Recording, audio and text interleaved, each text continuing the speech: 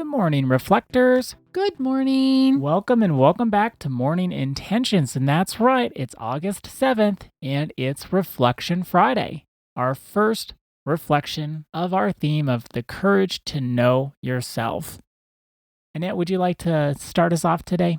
I would, because I've been thinking about coping strategies and I've been reflecting on the coping strategies that I've had. And when we start looking at ourselves, when we start becoming the observer, when we start seeing ourselves act from this compulsive or reactive place, so much of that is based on a coping strategy. I want to make sure that we all know what a coping strategy is, but also I want to talk about a few so that we all know that we're not alone in this. Like, there isn't a person alive that doesn't have a coping strategy, or 2 or 3 or 4 or 5 or 6. Like, that's part of the human experience.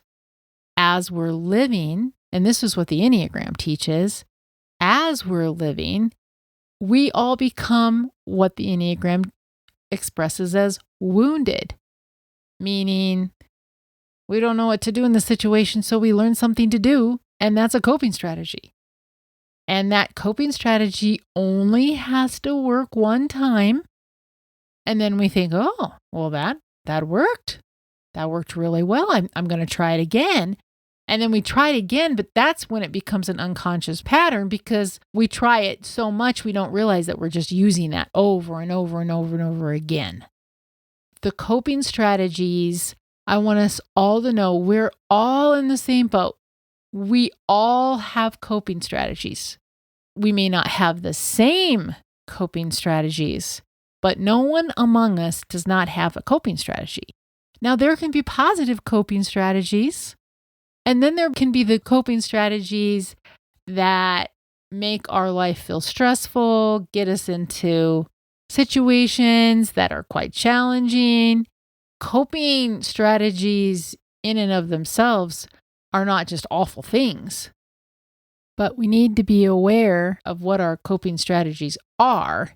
And we also have to open up those blind spots that Ada was talking about earlier this month, so that if we do have a blind spot, we can work on it. And we're not seeking perfection here. We have to bring compassion to all of this work. Here are a few examples that Ada and I thought about so that if all of this language is new to you and you've never thought about coping strategies, if you've never thought about having an automatic response and just being on autopilot, here are some coping strategies that may not serve you any longer. You learned them years ago and you're still learning them. And maybe now you pay a higher price for using them. So the first one is busying ourselves. This is a very common coping strategy. We busy ourselves because if we busy ourselves, we don't have to think about what's going on inside. We don't have to do things that other people ask us to do because, I'm just so busy. I would do it, but I'm so busy. I can't do it. And when that's coming from the unconscious, we don't know that that's what we're doing, and we can busy ourselves right out of relationships. Oh, 1000%. It's also like this acceptable excuse. So we can get into, well, if I look really busy, if I am really busy, then people aren't going to bother me. People are going to leave me alone. People aren't going to ask me to do something or be involved in something that I don't want to do, but I can't just say that. So then I busy myself so I don't have to really be authentic. But then going back to the unconscious, you're like have the unconscious monologue going, but the unconscious wouldn't even know that. No. I'm busy. I got this thing to do. I got that thing to do. I got work. I have a lot of work. I have my family stuff. So we can do all of these things. And on the surface, they look great. Yeah, that's great. All great things to do. But then The unconscious side of it is, what is the busyness keeping us from? How do we think the busyness is serving us? And that's where we do want to build awareness and start to look at, if we live a very busy life, what can be a reason for that busyness? This is kind of related, but this is another coping strategy of always being helpful.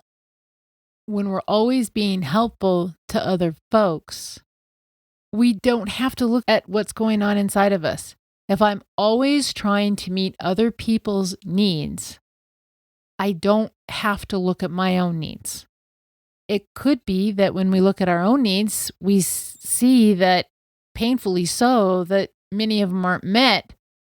So it's much easier on us. And that's why it becomes a coping strategy, is I'm just going to be so helpful over here so I don't have to feel that loneliness inside of me or that emptiness inside of me.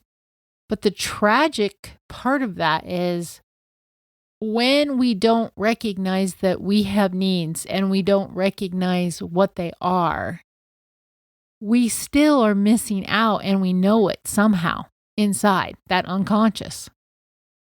But we just keep those wheels a turning, helping everybody else, so that we don't have to look inside. Because once we look inside and we acknowledge that we have needs that are not being met, that's the scariest part. I want all of us to know that's the scariest part. But once you acknowledge it, then you can start working on meeting those needs. It's just a hard thing to look at. But then once you look at it, it kind of takes the wind out of the sails. It's no longer scary. It's like, oh, I have a need to be seen. And I'm not seen in the relationship I have with my supposed best friend. I need to do something about this, and I can do something about this. But continually being helpful is very much related to continually being busy. That's where we can become stuck. Here's another one. Ada, you had this, I know, and you had it so much so I didn't even know you were sad. Is being funny. Being the funny one. Being the funny one always. Like, if you're always funny and if you're always making a joke, it's a way to keep everyone's emotions at arm's length, even your own. Is there something more that you'd like to share about being the funny one? Because, Ada, you were so funny always. I didn't even know you were sad. I mean, this was years ago. Like, we're like 20 years past this. But I didn't know that you were sad because you were always cracking a joke. Not that I don't like jokes, but I wouldn't even call myself the funny one anymore. I don't even know if I'm all that funny. You're fun, but you're not funny like that. But you also had such self-depreciating humor, and then also you would be very judgy about other people, but put it in a funny way. You don't do that at all anymore. Like, that isn't even at all what you do. And I think that's a great example from the unconscious to the conscious. You know, I wasn't trying to be the funny one. I do like to laugh, but I wasn't trying to be funny. And I saw this early on in our coaching careers, where people would be sharing something that was uncomfortable for me, and then I had this compulsiveness to crack a joke. And that just opened my eyes, because I didn't think about it. I knew that's not an appropriate time for a joke, and I would tell myself, this isn't the time. Ada, this is not the time. But there was just that thing inside of me that said, after I analyzed it, this is too heavy, even for me. I want to lighten up the situation. The unconscious pattern of that was, I just did it. I didn't think about it. I just did it. And so that's kind of why I'm trying to bring us back to, these are unconscious. It's not like there's something inside of you saying, well, this is a really tough situation, so I should make a joke and try to lighten up the mood. We may look back and have that analysis and say that's kind of what our inner monologue or inner dialogue is saying. But when we're just going through life and we have these compulsive behaviors and the unconscious beliefs and patterns, there's really no train of thought that goes with it. It just, you feel it in your body and then you do it. So even when I was the funny one, I didn't think about, this would be a great way to ignore how I really feel. I just was the funny one.